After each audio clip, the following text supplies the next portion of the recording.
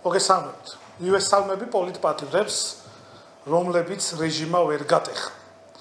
ჩვენ უკვე ვხედავთ თვეების განმავლობაში რეჟიმი და რეჟიმის სასამართლო არ აძლევს ეუთო ოდირს იმის შესაძლებლობას, რომ მისმა წარმომადგენლობამ დაკვირვება და მონიტორინგი განახორციელოს სასამართლოს ხდომებზე.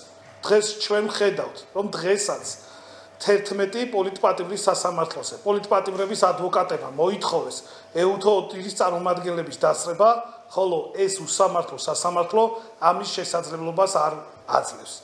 დღეს ბიძინა ივანიშვილის სასამართლომ გადაწყვიტა დამალოს ის უსამართლობა, რაც პოლიტპატიმრების სასამართლოს ხდომებზე ხდება. დაუმალოს საქართველოს მოსახლეობას როგორც ქვეყნის შიგნით, ასევე დაუმალოს საერთაშორისო საზოგადოებას.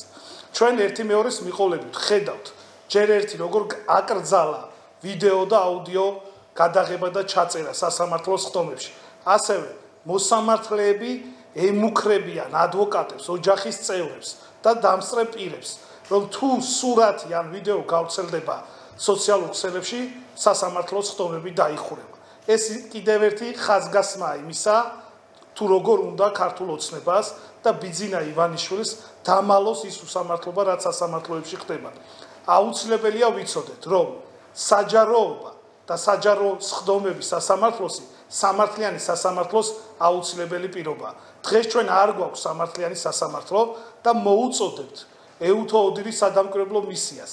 არა მხოლოდ მონიტორინგის ნაწილში, არამედ მონიტორინგზე ხელის შეშლის და აკრძალვის ნაწილში კონდეს შესაბამისი რეაგირება. ვინაიდან დღეს ჩვენ ვიმყოფებით დიქტატორულ რეჟიმში, ქართული ოცნება არ აძლევს საზოგადოებას სამართლიან სასამართლოს, ვერ უზრუნველყოფს სასამართლოს საჯაროობას, ხოლო პოლიტპატიმრებს გამოგონილი ბრალდებებით 4, 7 და 10 წელი ციხე ემუქრება. თავისუფლება პოლიტპატიმრებს და მნიშვნელოვანია ვიცოდეთ შემდეგი ამ სასამართლოს ხდომებზე. თითოეულ მოსამართლეს, რომელიც ამ უსამართლო გადაწყვეტილებას იღებს, პირადად მოეთხოვებათ პასუხი.